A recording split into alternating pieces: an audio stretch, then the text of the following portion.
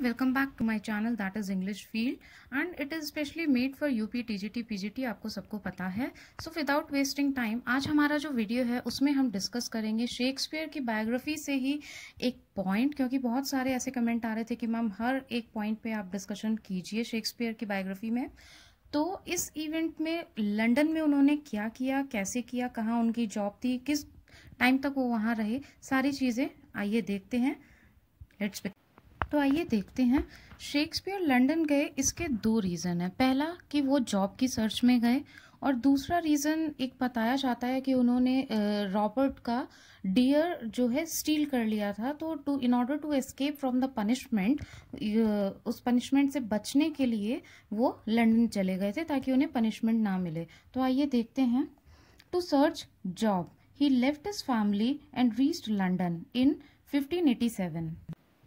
Then he did many jobs before this. उसके पहले उन्होंने कुछ जॉब भी की, watchman of theatres, and second job थी उनकी horse keeping as a horse keeper. Then next point, he associated himself as an actor. वो आपको पता है कि प्ले राइट और एक्टर दोनों ही हैं। In name of that the Lord Chamberlain's theatrical company. ये नाम आपको जरूर याद होना चाहिए। इसमें और भी बहुत सारे क्वेश्चन फ्रेम होते हैं और ये क्वेश्चन आते हैं। Again, very important point. Chamberlain's company is also known as Birkbeck Company of Players. Means अगर ये आता है कि what is the another name of Chamberlain's company, तो आपको पता होना चाहिए that is Birkbeck Company of Players. He became chartered member of this theatrical company in 1594. अब इस कंपनी के ही वो चार्टर्ड मेंबर भी बन गए थे लीगली और वो डेट थी 1594। Now as I told you कि इस कंपनी से, थिएट्रिकल कंपनी से बहुत सारे क्वेश्चंस फ्रेम होते हैं, तो प्लीज आप इसे पॉइंट वाइज नोट डाउन कर लें as per your convenience. Burbage Chamberlain's changed its name to the King's Men in 1603, 1603। जो बर्बैक चैम्बरलेन्स कंपनी थी उसने अपना नेम चेंज करके क्या रखा था, वो था द किंग्समैन, और ईयर था 1603 जब उन्होंने अपनी इस कंपनी का नाम चेंज किया था। नाउ सी अनदर रीजन, एक रीजन मैंने बताया in search of job he fled to London, sorry. और अब जो नेक्स्ट रीजन है वो बताया जाता है, देखिए यहाँ पे स्टार भी है, it means it is very important. Notes में जहां भी स्टार है that is very important. Shakespeare left Stratford and fled to London. Reason behind this, because of the terror of criminal prosecution for stealing a deer of Thomas Lucy Park at Charlecote in 1586. Means friend इसको समझ लीजिए इस point को। एक reason ये भी बताया जाता है कि because of the terror of criminal prosecution for stealing a deer of Thomas, means Robert का एक उन्होंने डेयर चुरा लिया था थॉमस लूसी पार्क से, जो कि ये चार्ल कोट है, CHARLECOTE, इन 1586। तो इसकी पनिशमेंट से एस्केप करने के लिए, इस पनिशमेंट से बचने के लिए, क्योंकि वो पकड़े गए थे उस डेयर के साथ में, तो इसलिए वो गए।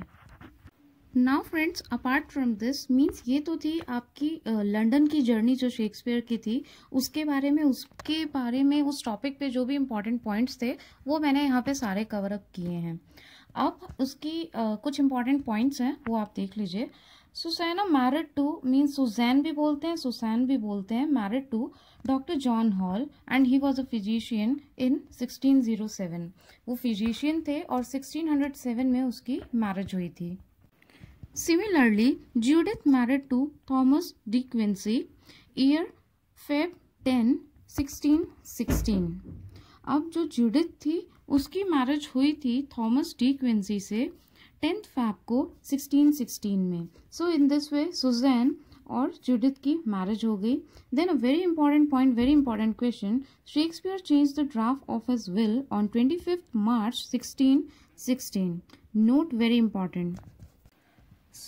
शेक्सपियर ने अपने ड्राफ्ट की जो विल थी वो कब चेंज की थी, ऑन 25 मार्च 1616 में। And now here is a question for you, to whom he gave more security, mean सबसे ज्यादा सिक्योरिटी किसको दी शेक्सपियर ने? तो इसका आंसर मैं बता देती हूँ, आप भी अपनी तरफ से कमेंट बॉक्स में कमेंट करिएगा। जूडिथ को दी थी। अब इसके पीछे रीजन क्या था? Because of her husband's incredibility and his misconduct with another women, ये रीजन था। So friends, this was the journey of Shakespeare in London, and I have tried to cover all the points. If you feel any query, so you can comment in comment box. Any topic you feel like, you can comment in comment box, and divide the summary of each and every writer in different segments, different topic, and please pen down in your register so that it will be very easily understandable. तो इस तरीके से आप बहुत अच्छे से उसको learn कर सकते हैं। आई थिंक अब आपको कमेंट्स के आंसर मिल गए होंगे, अपने कन्फ्यूजन्स जितने भी थे आपके कि इसको लर्न कैसे करें, सब कुछ मिक्सअप हो जाता है, तो वो क्लियर हो गया होगा। So without wasting time I am going to end this video. अगर आपकी कोई भी क्वेरी है तो आप कमेंट कर सकते हो, और कोई भी अगर पॉइंट आपको ऐसा लगता है तो उसके लिए भी आप कमेंट करें, बिकॉज इतनी मेहनत पे एक कमेंट तो बनता है। Thanks and subscribe to channel for more notifications. Thank you.